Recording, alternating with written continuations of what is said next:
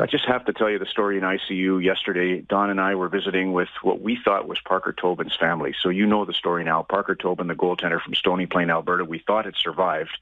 In fact, it was Xavier LaBelle.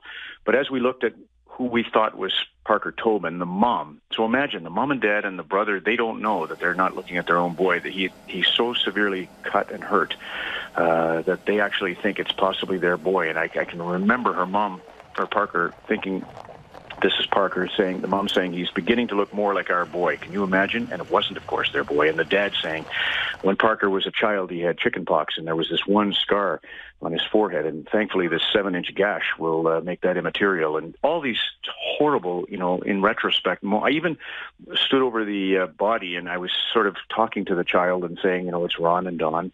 We're going to do a coach's corner bedside for you tonight. Everything's going to be okay. And when I was saying that, the boy began to rise up a little bit, and the nurse quickly put him back down because this boy, who we now know was Xavier LaBelle, in addition to these horrific cuts, he had a vertebrae broken, he had rib broken, he had hip broken, he had lacerated liver.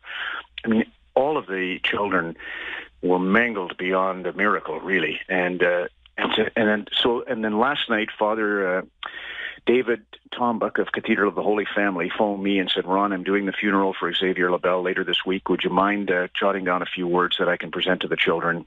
It's up to you, Ron, if you think you could do it. And I said, well, I'll give it a shot, David, but you see if it's appropriate. And so then I phoned Mark Chartier, who had been the coach of Xavier LaBelle with the Contacts in Saskatoon, a great midget AAA team that went to the TELUS Cup down in Quimpamsis, New Brunswick. And I said, tell me about Xavier. And he said, oh, God, Ron, just the most beautiful human alive, plays piano, speaks both languages, sharp as a tack. His father, Paul's a bit of a cut-up at the TELUS Cup. He would dress up in clown suits and bang a drum. And they were having a party tonight at Mark Chartier, the coach's house, to honor the late Xavier LaBelle. Well, now they know LaBelle's alive. He's got all those injuries. But can you imagine the joy in that one scene, and then the frickin' devastation that I feel for the Tobin family?